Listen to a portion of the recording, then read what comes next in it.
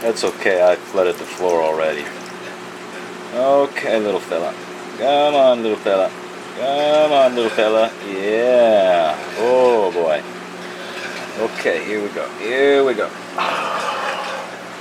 Oh, yeah. Oh, yeah. Oh, yeah. Oh, yeah. Oh, yeah. These seahorses have been acclimating to this water for the last hour, so they're ready to move into their new home. Okay.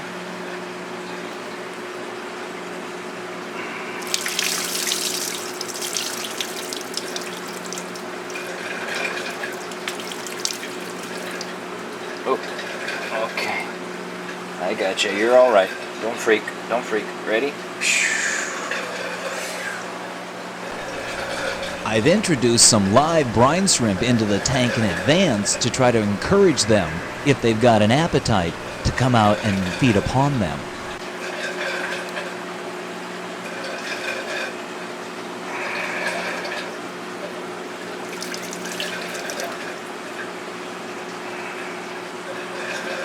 Take a deep breath, or a big gulp of water.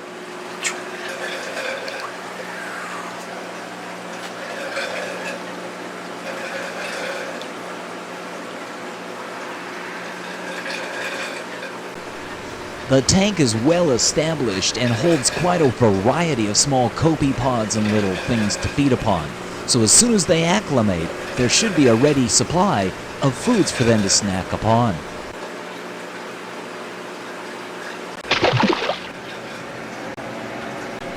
The little baby seahorses so far are doing quite well. They're feeding on a diet of freshly hatched baby brine shrimp. I've had minimal losses up to this point. I believe there's something like 16 of them in the tank.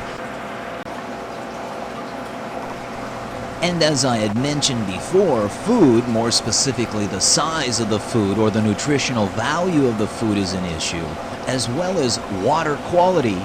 And then there's this issue about them at the surface. I don't really understand that fully yet, but I do see that they tend to spend majority of their time up at the surface. In regards to water quality, it's a simple cone-shaped vessel. There is no filter system. So I'll use a turkey baster and simply draw out water from the container and replenish it with new, clean seawater. And in regards to foods, more specifically the size, I've got plenty of access to freshly hatched baby brine shrimp. I will admit that I'm not the most successful in enriching it though. And so far, we've been fairly successful. But success is always met with challenges. And in this particular case, we have to deal with a seahorse who has a gas bubble problem. You can see the swollen little pouch there. There is a preferred way of handling seahorses. That is, they are on their back, lying in the palm of your hand, with their tail extending out the bottom of your hand, allowing the tail to wrap around your little pinky. First, we'll see if we can squeeze them and get some of the air to come out. That doesn't seem to happen. We'll try to open this little pouch. And that doesn't seem to do the trick. So, oh,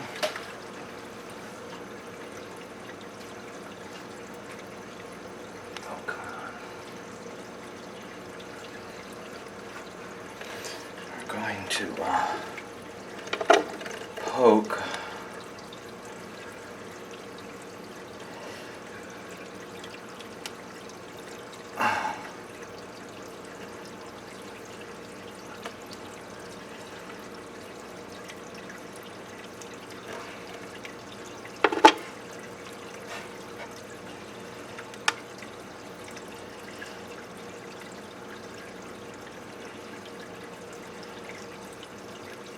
and there's all the air out of there.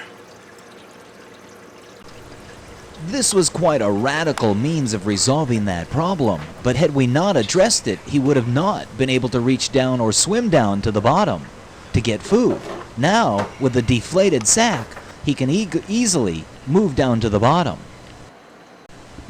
And it's down here at the bottom that he'll find all the small little crustaceans, copepods, etc. to feed upon.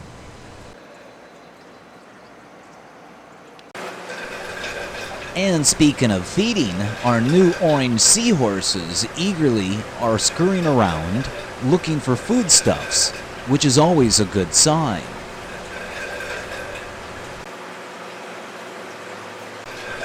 After about 2 weeks worth of acclimation and quarantine, I was then able to sell them and move them into my Seahorse customer's tank.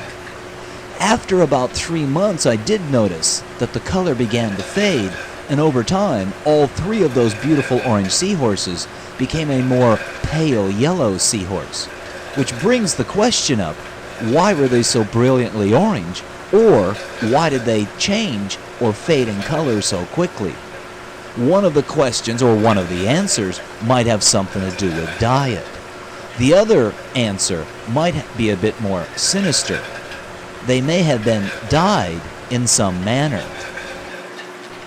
And when I say dyed, it could be simply bathed in a particular hormone bath. I do not know what that answer is. I'm merely speculating at this point, but the fact that they lost their color does bring up that question.